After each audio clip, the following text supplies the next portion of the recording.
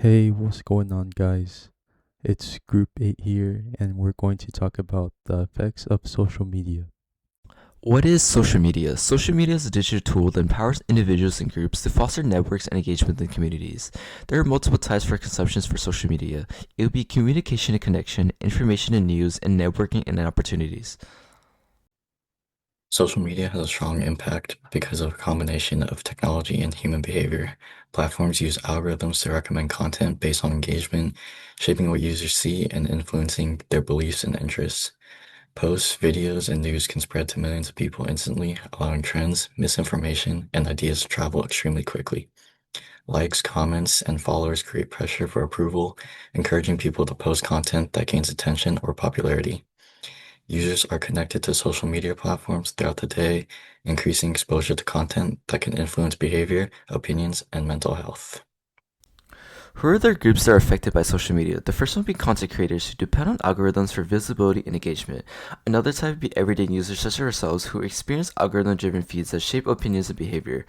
Businesses also use these platforms to target consumers and influence buying decisions when purchasing certain items.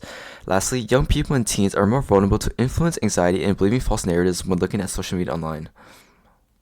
One of the biggest misconceptions in social analysis is that online toxicity is just an unavoidable part of human nature. However, a 2025 study in the journal Science proves that it's actually a design choice. Researchers used a browser extension to bypass X's internal code during the 2024 election.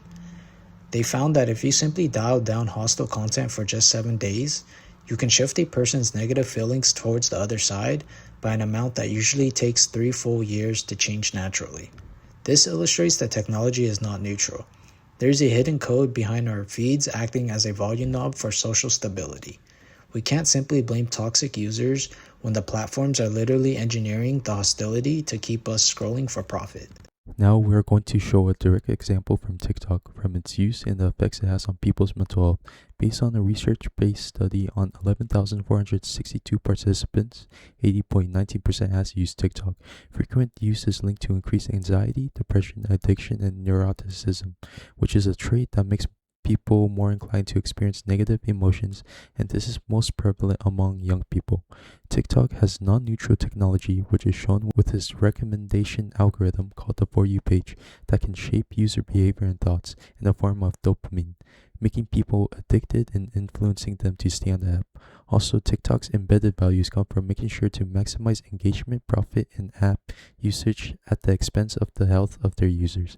A specific example is shown where young women are predominantly affected from posts that depict body shame or financial disadvantages, which affects their mental health negatively because they are comparing themselves to the lifestyle shown in the videos. So now we're going to talk about how algorithms are not neutral. So technology does not simply appear or operate on its own. It reflects human decisions, economic incentives, and power structures. So these systems are designed by companies and developers who have specific goals and incentives. Because of that, the design of algorithms often reflects economic and social priorities. For example, platforms like TikTok, Instagram, and X prioritize content that gets more engagement, like likes, comments, and shares. This means content that creates strong emotional reactions like outrage or controversy often do spread faster. Over time, this can shape what information people see online and even influence how people think about political or social issues. So again, platforms like TikTok, Instagram, and X use recommendation algorithms that amplify content likely to generate reactions, creating filter bubbles, which can increase polarization and emotional engagement. So instead of just reflecting reality, it does shape public opinion and online behavior. Now we're going to explain how both social behavior and algorithms work together to shape what we see on social media. First, most platforms use engagement-based algorithms, meaning posts that get a lot of likes, comments, or shares are pushed to more users. And because it is emotional or controversial content often spreads faster than neutral information. Secondly, social validation and peer influence also plays a huge role. People are motivated by likes, views, and followers, so users may post content that gains approval or attention, even if it promotes unrealistic standards or extreme opinions. And finally, algorithms amplify trending and viral content. When something that starts gaining attention, the system pushes it to larger audiences, allowing posts, topics, or opinions to spread quickly and influence large groups of people. So, in terms of actionable steps that we can take, to reduce the negative effect that technology may have on the youth. A few steps that we can take include enforcing ethical design choices, so adding health prompts, break reminders, and safety features on social media platforms to ensure the safety of younger people. We can also promote digital literacy by providing access to digital education for young people so they can recognize the early signs of when they're facing digital addiction and allow them to have the resources to resist that.